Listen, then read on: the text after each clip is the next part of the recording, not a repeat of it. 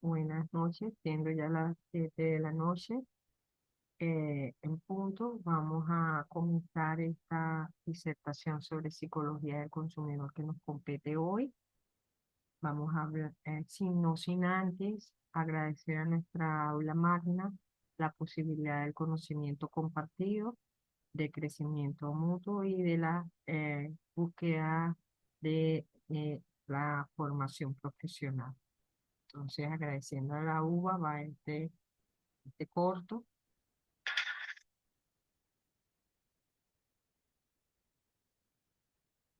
estando atento de que siempre se nos ponen a la hora. Ahora bien, comencemos entonces con lo que nos compete en el día de hoy. Eh, Hoy quiero conversarles, en virtud del tan corto tiempo que tenemos para compartir esta asignatura, en apenas casi un mes, darle tips de definiciones y conceptos importantes, de ideas centrales que se deben compartir en esta asignatura para complementar esa formación andragógica casi que personal que ustedes están llevando acá. En principio, les digo que la psicología del consumidor es una ciencia, por supuesto, porque es una ciencia, está basada en la psicología, que es una ciencia social, y además es interdisciplinaria, porque no solamente eh, ella la estudian exclusivamente los profesionales de la psicología, sino que también aportan y comparten con ella conocimientos múltiples eh, profesiones.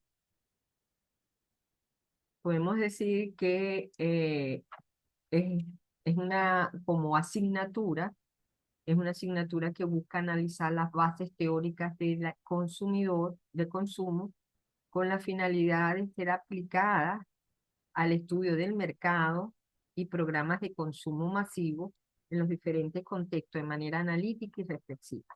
La psicología del consumidor es el estudio entonces del comportamiento humano en relación con sus patrones de consumo, costumbres, compra y preferencia en relación con los bienes y servicios que utiliza.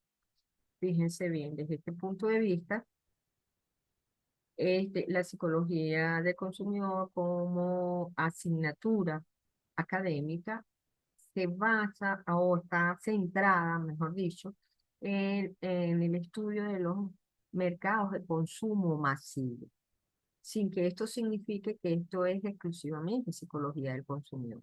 La psicología del consumidor realmente, este, vista desde el punto de vista universal, tendría que estudiar los patrones de consumo, tanto individuales como los más generales, hablando de consumo masivo o de consumo muy específico, de consumos industriales, de consumos eh, específicos de productos, en fin. Esto no quita de que no se haga, sino que para fines de la asignatura solamente se está trabajando o se trabaja básicamente, no que no se está trabajando, sino que se trabaja básicamente con la concepción de programas de consumo masivo. También hay que considerar que hoy en día, la psicología del consumo no insiste por todo el desarrollo evolutivo que ha tenido el planeta Tierra, incluyendo la conciencia cada vez más desarrollada de que si queremos dejar para nuestro futuro, eh, para nuestros descendientes, un planeta sostenible, es imprescindible estudiar todo lo que es el ambiente y la forma de cómo desechamos los productos. Y esto ahora también compete a la psicología del consumidor. Esta es una información importante, novedosa para ustedes desde el punto de vista de la aplicabilidad de la psicología del consumidor en estos momentos. Entonces, estaríamos ampliando el concepto de psicología del consumidor no solamente a los patrones de consumo, costumbres, compra y preferencia, sino también a hasta hablar del cómo desechamos los productos o que ya no utilizamos o los restos de ellos. Eh, para nosotros no es un secreto, pues que cada vez estamos más sofisticados en cómo, por ejemplo, prescindir de baterías, de partes electrónicas, de elementos bioquímicos, en fin, biológicos, cómo los desechamos. Y eso también es psicología del consumo. Por lo tanto, vemos que el concepto de psicología del consumidor se ha ido ampliando y podríamos hablar que como objetivos de la psicología del consumidor como asignatura tendríamos que ver o enfatizar en el análisis de la interdisciplinariedad de la psicología, es decir, eh, tener presente, ver los límites y el alcance de las diferentes eh, concesiones profesionales, de ver toda la interdisciplinaridad que coincide en el estudio de la conducta del consumo. También tenemos concepciones propias de los psicólogos, sobre todo psicólogos experimentales, psicólogos generales, de estudios de investigación de campo, en fin, experimentales, que aportan desde el punto de vista de la concepción propia de la psicología, bases teóricas para la aplicabilidad en la conducta del consumo. Y bueno, por supuesto que uno de los objetivos de la asignatura per se es ver cómo es el impacto actual de la conducta humana para consumir, y adquirir y consumir y desechar, como les decía yo, el, eh, el producto o el servicio. Tradicionalmente, existe un grupo de profesiones que sin ser exhaustivo ni limitativo, son como que las profesiones que más comúnmente se interrelacionan para trabajar lo que es la conducta o el comportamiento del consumidor. En principio es la economía, porque de hecho a la economía es a la primera ciencia social tradicional a quien se le da la responsabilidad en 1940, 1945, posguerra, se le da vamos a decir así, la responsabilidad de estudiar los patrones de conducta de consumo que había en ese momento para mejorar la alimentación de la población, para mejorar eh, la adquisición de productos suntuarios o de productos que hasta ese momento no se usaban en la población o se usaban muy poco, en fin. Entonces se les da a la economía, que es en ese momento que se le da a la economía como una de las ciencias sociales primarias y primeramente implantadas, la responsabilidad de su estudio. La economía sigue hoy en día impactando fuertemente en el estudio del consumo humano, por supuesto. Todos sabemos, incluso que consumo y el desecho de ciertos productos va a depender de la economía, de nuestra economía, no solamente vista desde el punto de vista personal como administración, sino desde el punto de vista de ciencia y de su aplicación en un determinado sector, región, estado, en fin, mercado. Las estadísticas también, las estadísticas como ciencia matemática, ayudan a contundentemente a traducir cuáles son no solamente las necesidades, sino el nivel de satisfacción, el nivel de penetración de un producto, la competitividad entre organizaciones o la competencia entre organizaciones, la apertura de un nicho de mercado, en fin. Este, las estadísticas sirven de información básica para la toma de decisiones respecto a eh, la libertad o la determinación de consumo. La sociología, pues por supuesto, no es lo mismo vender una ruana en, en los Andes que venderlo en Maracaibo. Entonces, la sociología nos permite el estudio de, de los grupos sociales, sus características, sus definiciones, sus preferencias, eh, para determinar entonces los mercados, metas o los mercados a los cuales estamos destinando nuestros productos y servicios.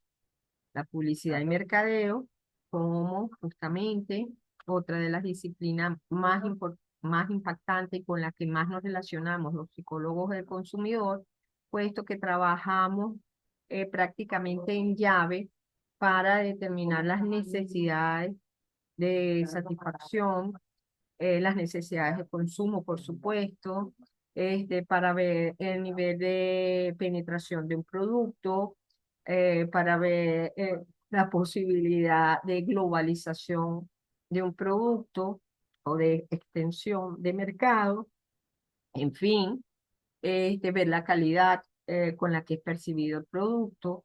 Es decir, nosotros trabajamos en principio con todo lo que es lo que hoy se le llama mercadeo, marketing, eh, para mejorar, afinar los, incluso las estrategias del mercado.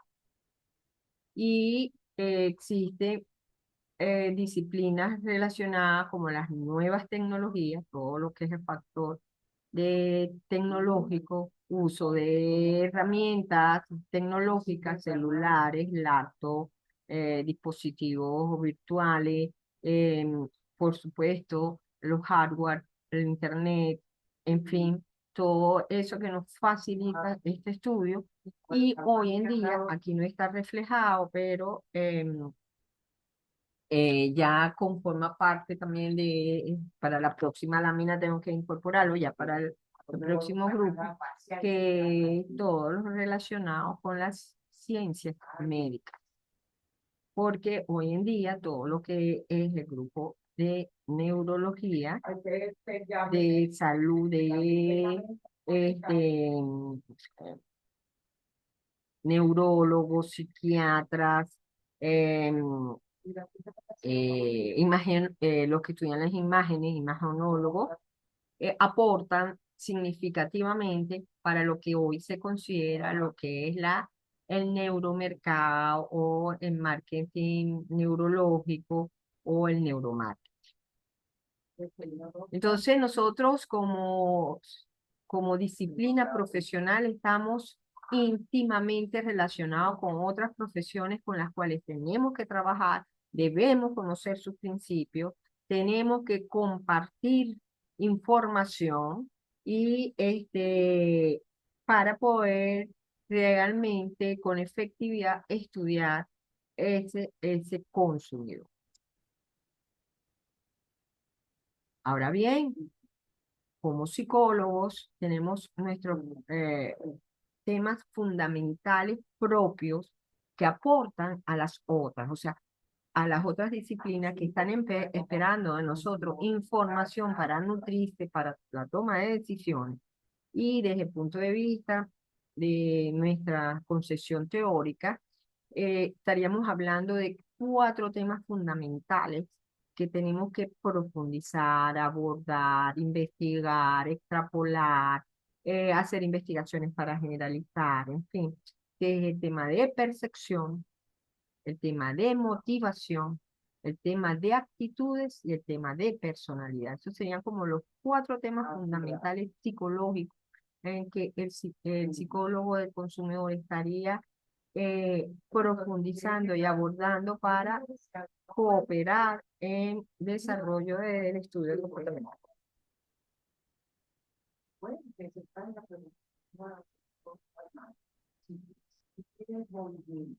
En, en lo que refiere a la percepción del consumidor, podemos recordar un poco su definición y ver que en los diferentes elementos que componen su definición, eh, dentro de la psicología del consumidor existen elementos clave. Primero, saber que es un proceso. Es un proceso y como proceso se da dentro del individuo que quien selecciona, organiza e interpreta estímulos externos con, usando sus mecanismos sensoriales, pero interpretándolos, dándole significado de acuerdo a sus experiencias previas, a su historia, a su genética, a sus características eh, personales como su demografía, edad, género incluso, eh, formación, formación intelectual, conocimientos, ¿verdad? Y esto es lo que le da un significado a lo que es el mundo y, por supuesto, a los productos o a los servicios que él desea o no desea consumir.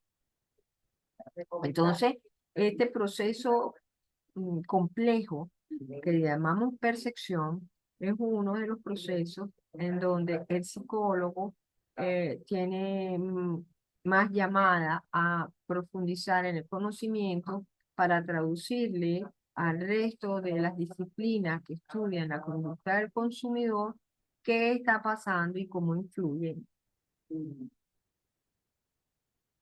Hay tres fenómenos importantes en el proceso de percepción que como que tenemos que estar así como un semáforo alerta, estudiando y radiando constantemente para ver cómo se comporta el consumidor respecto a ello. Y es que eh, no todo lo que se me presenta afuera como estímulo yo lo percibo o estoy consciente de percibirlo, sino que yo hago una selección perceptiva, ¿verdad? Dependiendo de mis características personales, de mi experiencia previa, de todas estas variables que dijimos que interpreta el individuo orgánica, para determinar si lo deseo o no. Yo también busco activamente, a esto se le llama selección perceptiva, de todo lo que hay, yo escojo, bueno, de toda una gama de productos que existen de enlatados en el automercado respecto a marcas de atún, yo escojo aquel que yo crea me conviene más por varias razones. O sea, yo hago selección.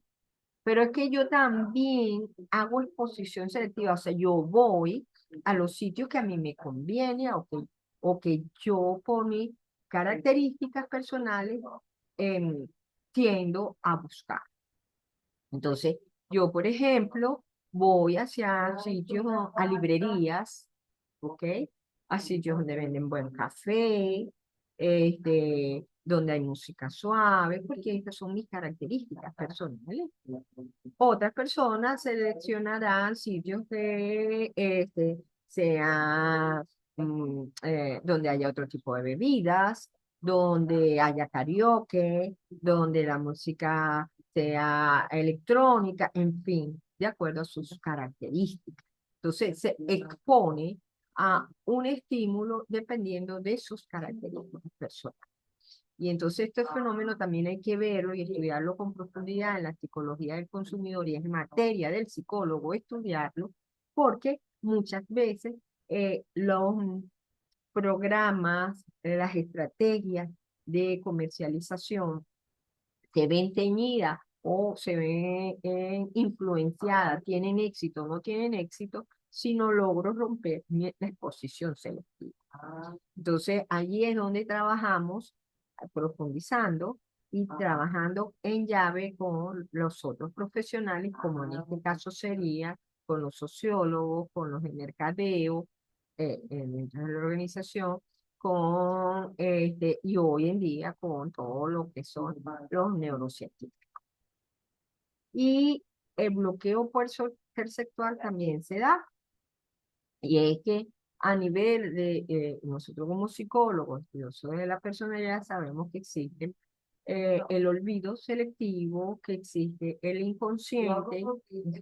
Y nos damos cuenta entonces que hay información que, aunque nosotros hayamos estado expuestos a ello, ni siquiera internalizamos que la vimos. Por ejemplo, pasamos con nuestro carro en una autopista, en una avenida, y hay mucha valla publicitaria y no nos dimos cuenta de ninguna. Mira, mamá, ¿viste en esta valla? Ay, ya me fijé. Es un bloqueo perceptual. Ante tantos estímulos, yo pendiente de otras cosas o distraída, porque estoy concentrada en otros estímulos, pues bloqueo información. Y entonces esto también influye en todo lo que es la determinación de mi gusto para consumir o de determina o determina los elementos de consumo que yo hago. Entonces, desde el punto de vista entonces, de la percepción, hay un camino muy rico que estudiar en la psicología del consumidor y ojo con estos elementos que acabo de hablar, donde tenemos que estar aportando, si estamos en una organización estudiando pues eh, cómo se comporta los productos que se han diseñado y que se han fabricado en la organización, cómo hacemos para que penetren en el mercado, cómo, en fin, tenemos que estar pendientes de estudiar entonces estas variables perceptuales. Porque de alguna forma existen elementos en la percepción que son determinantes en la conducta del consumidor. También la apariencia física definitivamente es un factor distorsionante, ya no de interpretación, sino de presentación del estímulo propiamente dicho. Y eso va a depender de nuestra cultura. Lo que para algunas culturas africanas es atractivo, para nosotros no es atractivo. Y para lo que nosotros, o lo que nosotros consideramos atractivo, algunas ropas, algunos colores, para ellos no tienen sentido. Entonces, hay estos factores distorsionantes, como sería la apariencia física de las cosas, donde tenemos que estudiar muy bien el conglomerado donde estemos, lo que se consideran los modelos atractivos, ¿verdad? Y en el consumidor, porque definitivamente lo que sí está claramente establecido es que si un modelo es atractivo para una determinada población o su cultura, ese modelo atractivo va a inclinar la posibilidad de adquisición y consumo de productos. Entonces, la apariencia física sería uno de esos factores externos distorsionantes. También tenemos los estereotipos, ¿ok? Que está relacionado con esa imagen que tenemos eh, significativa de un bien o de un producto que hace que se nos sea difícil romper ese concepto y que para objetos de la psicología del consumidor se convierte en una variable altamente influyente y determinante para trabajar si conviene a la organización romper el estereotipo o mantener. Entonces, aquí vemos, por ejemplo, en esta lámina, que hay mm, el estereotipo social existente hasta hoy en día es que, por ejemplo, una mujer adquiere un vehículo, bueno, pues que sea un vehículo que sea fácil de manejar, que sea fácil su mantenimiento, que sea confortable, que le dé confianza, ¿verdad? Mientras que el hombre prefiere quizás un vehículo que tenga mucha velocidad, que tenga potencia, que la mecánica automovilística sea entendible para él, ¿verdad? Entonces, esos son estereotipos sociales que existen y que nos corresponde estudiar para ver si se mantienen, si van cambiando, pero que sin duda alguna eh, se acaban unos, se fomentan otros, y esos que se van fomentando o que se van asentando de manera significativa, pues interviene el proceso de decisión de compra o de decisión de consumo. Estamos hablando de productos, de alimentos, hasta ropa, en fin, este, que son importantes hacer. ¿Ok? Eh, Factores distorsionantes en la percepción del consumidor. También existen algunos elementos que distorsionan esta percepción del consumidor, como sería la primera impresión. No hay una segunda oportunidad para producir una primera impresión. De modo que si nosotros al diseñar un producto, por ejemplo, damos con el tino de que sea agradable de una vez para las personas, el empaque, su experiencia sensorial, en fin, entonces podemos estar seguros de que hemos, desde el punto de vista de la psicología del consumidor, hemos logrado eh, captar al potencial consumidor para obtener su fidelidad. Entonces, la primera impresión es sin duda alguna crucial en el mercado. Un producto con un pobre desarrollo y presentación no generará una buena impresión. Al contrario, si se invierte en su desarrollo y se perfecciona antes de llegar al mercado, al momento de ser presentado no supondrá problemas de buena percepción para el consumidor. ¿Ok? Entonces, eh, de allí la importancia de estudiar bien todos esos factores que entran por la percepción, los factores sensoriales, y entre ellos tenemos los visuales, como la psicología del color. Es importante conocer el lenguaje de la psicología del color. eh, Desde el punto de vista de psicología, para nosotros sería la aplicabilidad de la teoría de Jung, ¿verdad? De esos mecanismos colectivos inconscientes o ese conocimiento colectivo inconsciente. ¿Qué significa el color negro? ¿Qué significa el color rojo? ¿Qué significa el color amarillo? ¿Qué el verde? Para coayudar a que esa primera impresión en el empaque, en el mismo diseño de productos, si es un producto alimenticio, de qué color exacto va a salir en ese alimento o este empaque, cause pues la impresión que se requiere. Y el psicólogo está allí insertado como psicólogo del consumidor, aportando, recordando todo lo que es la teoría del consumidor y su ah, em, actualización en la población.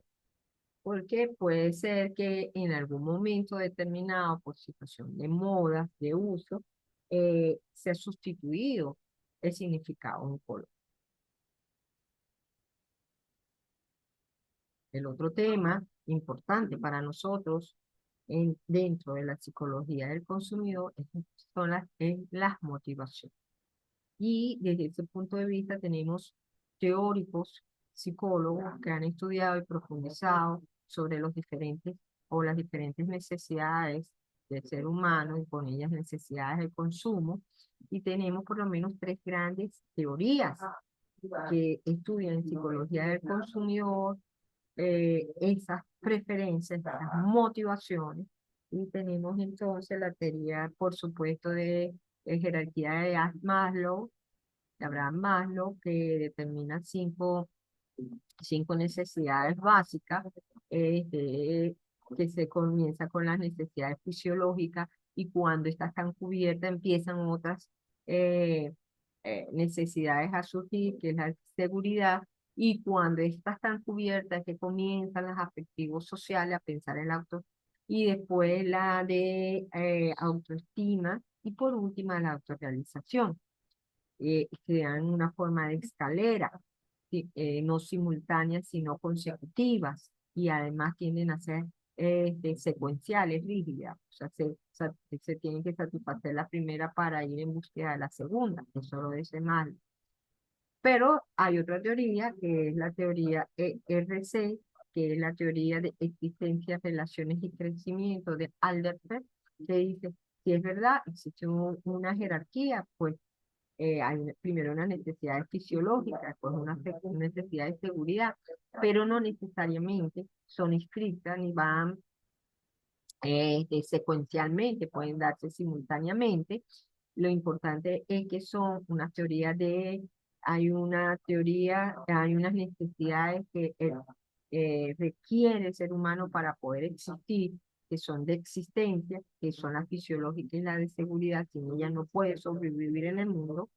Después existen unas necesidades sociales de relacionarse con otros, que son las afectivos, sociales, y la de reconocimiento, y hay unas que son muy personales, muy individuales y que están apuntando hacia el crecimiento personal mío, mi autodesarrollo, y que se llaman de crecimiento. Y que puede en algún momento determinado surgir y plantearse más fuerte que otras anteriores. O sea, yo puedo sublimar o puedo eh, eh, em, preferir una motivaciones de crecimiento o de autorrealización por encima de las necesidades, por ejemplo, de relación de afecto. Por ejemplo, vemos grandes escritores que vivieron solos afectivamente, que prefirieron vivir casi que ermitaños y escribir sus obras antes de vivir con pareja o con familia. Entonces, estaríamos hablando de esas necesidades, ¿verdad? Y existe pues población para todo este tipo de perfiles motivacionales. Eh, la idea es ver cuáles son los perfiles motivacionales o los modelos de consumo más frecuentes en una población dependiendo de producto o servicio que se está. Y tenemos la teoría de McClelland, que es la otra tercera teoría motivacional con la que trabajamos fuertemente los psicólogos, y hacemos muchas investigaciones de estudio de mercado, es la teoría de McClelland, donde simplemente decimos que desde el punto de vista social, el sujeto eh, tiende a alguna de estas lograr alcanzar alguna de estas expectativas. El poder. Personas que tienden al poder, eh, buscan personas que buscan puestos de influencia, tener impacto sobre otras personas, ser líderes, o sea, su vida va en torno a eso. Hay personas que eso no es lo importante, sino la ayuda, el compartir con otros, el sentir afecto o dar y recibir afecto, el de necesita la interacción interpersonal con otros, ¿ok? Entonces son personas que son afiliativas. Y hay personas que se plantean unas metas pueden ser intelectuales, sociales, de logro profesional, y van en pos de ella sobre todo, por encima de lo personal, afectivo, por encima de sentir poder, sino de alcanzar genuinamente lo que se planteó como preferencia. Entonces, estos da perfiles de consumidor específicos para el estudio de su personalidad, de sus motivaciones, de sus características ante un determinado servicio, bien o producto. Esto es importante también trabajarlo, es un tema propio de la psicología. Y al final también tenemos el estudio de las actitudes, que es un factor determinante en la preferencia de un bien o servicio, que es el juicio a favor en contra de un producto o servicio generalmente integrado por elementos cognitivos, afectivos y cognitivos. Las actitudes, pues sí, son una concepción, un concepto que tiene un elemento de emocional, afectivo, me gusta, no me gusta, eh, es una interpretación cognitiva, me gusta porque tiene menos elementos de preservativo, es más natural, tiene menos colorante, en fin. Y este conativo, bueno, voy a comprar este producto, así sea un poco más caro, porque va en pro de mi salud.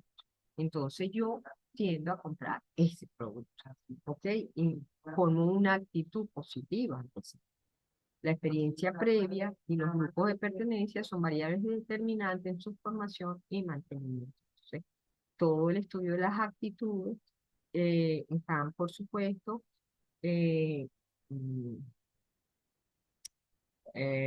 a están inmersos dentro de la experiencia que yo he tenido con él y donde yo me desarrollo.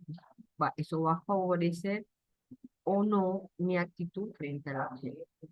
Si yo estoy en un grupo social, pertenezco a un grupo social donde es importante, o un grupo familiar donde es importante el mantenimiento de la salud física, donde se da importancia a la actividad física, deportiva, a la buena alimentación, al mantenimiento del peso, a la medición de las variables eh,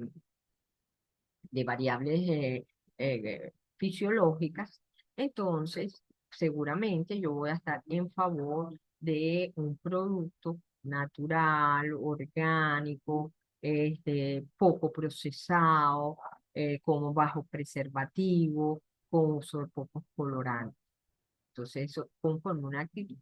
Que si yo pertenezco a un grupo donde eso no es importante o no se le da valor a eso, pues yo a lo mejor decidiré comprar por otras características y quizás económica, o esto es más barato, esto viene más cantidad y no estaría pendiente de esto. Entonces, en las actitudes del consumidor, también el psicólogo que contribuye significativamente en la elaboración de instrumentos para medirlo, en su modificación, haciendo propuestas de cambio.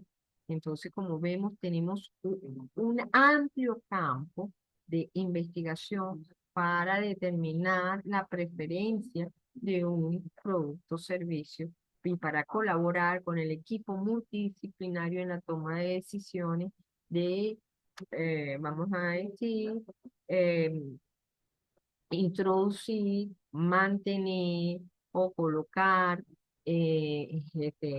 más estratégicamente en la preferencia del consumidor un producto o servicio. Y por supuesto, la personalidad también de la persona que consume influye. Uno mismo, ¿verdad? Eh, cuando son personalidades estrictas, tipo o en fin, con unas características, pues preferirá algunos productos y otros no. Eso es un estudio todavía muy amplio, pero ciertamente si yo soy exigente, eh, soy em, con un alto contenido de información, exijo alto contenido de información, pues eso lo voy a aplicar en los productos o servicios que yo vaya a decir, comprar o adquirir y consumir. Entonces, como podemos ver, señores, Es mucha la información que tiene el psicólogo para ofrecer a la psicología del consumidor, a la conducta del consumidor. Y hoy en día, pues con todo lo que significa el neuromarketing o la aplicación de la neurofisiología y de la psicología cognitiva en en la preferencia, pues hay mucha tela que cortar, mucho trabajo por realizar, mucha actividad interdisciplinaria, mucha eh, información, sobre todo pues en los países o en las zonas o en los estados o en las regiones donde se esté desarrollando productos nuevos. Con esto quería significarle pues algunos de los temas fundamentales de la psicología del consumidor, su impacto y su importancia y lo bonito que es esta parte desde el punto de vista investigativa y de la aplicación de nuestras teorías fundamentales de la psicología en este rico campo del comportamiento del consumidor. Con esto, pues, cierro mi disertación, no sin antes recordarles una vez más el agradecimiento de la Universidad Centenario de Aragua por darnos la oportunidad de compartir la información y de crecer juntos y de tener estos espacios de ampliación del conocimiento. Bueno, muchas gracias. Em,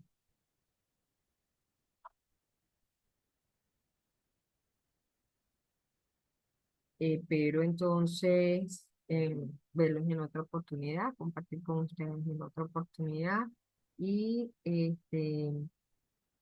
lamentando también que no haya ninguno presencial, pero estoy segura que mm, lo verán en la grabación. Y bueno, buenas noches.